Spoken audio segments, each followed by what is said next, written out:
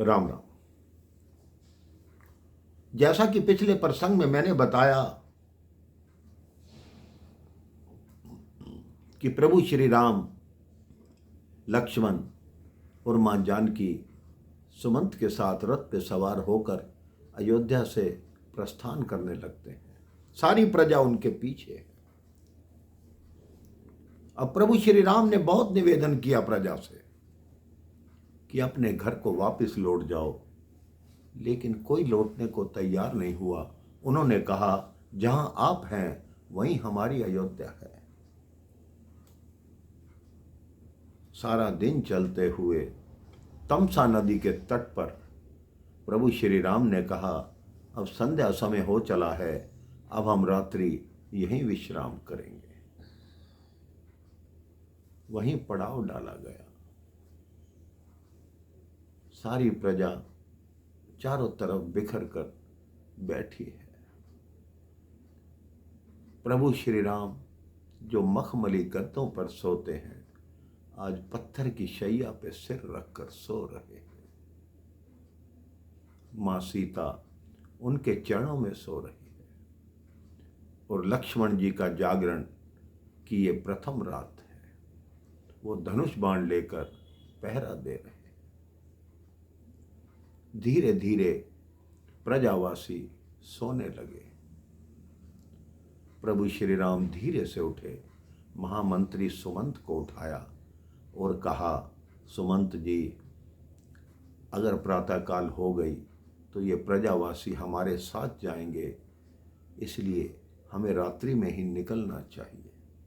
आप ऐसा कीजिए, घोड़े आवाज़ ना करें, आप रथ को अलग ले जाइए और घोड़ों को अलग ले जाइए। एक वृत्त बना दीजिए जिससे इनको पता न लगे कि हम किस दिशा में गए। अब कई शास्त्र कहते हैं मेरे भाई बहन कि उन प्रजावासियों का क्या दोष था जिनको श्री राम छोड़कर चले गए। मेरे भाई बहन, उन्होंने प्रभु के लिए अयोध्या छोड़ी, घर छोड़ा, परिवार छोड़ा, अपना पलंग, अपना बिस्तर छोड़ा, तकिया छोड़ा, लेकिन नींद नहीं छोड़ पाए। अगर नींद नहीं छोड़ पाए, अगर आप सो गए तो प्रभु को प्राप्त नहीं कर सकते। अगर आप जागृत हैं तभी प्रभु को प्राप्त कर सकते हैं। जागृत रहने का अर्थ मेरे भाई बहन निद्रा से जागृत नहीं, मन से जागृत है, तभी प्रभु को प्राप्त कर सकते हैं। अब रथ को धीरे धीरे चुपचाप वहां से ले जाया गया। तीनों उस रथ पर विराजमान होकर आगे की ओर चलते हैं। घोड़े भी आवाज नहीं करते। प्रातःकाल होती है, जैसे ही प्रजावासियों की आंख खुलती है, सब ढूंढते हैं कि श्री राम कहाँ हैं, माँ सीता कहाँ हैं, लक्ष्मण जी कहाँ हैं, रथ कहाँ है। अब प्रभु श्री राम ने एक व्रत बनवाया था उस रथ से, जिससे प्रजावासी भ्रमित हो जाते हैं और वो कहते हैं, प्रभु की ये इच्छा ही नहीं थी कि हम साथ जाएं, उनकी यही आज्ञा थी कि हम अयोध्या में जाकर रहें, तो ठीक है, हम 14 वर्षों तक उनकी प्रतीक्षा करेंगे।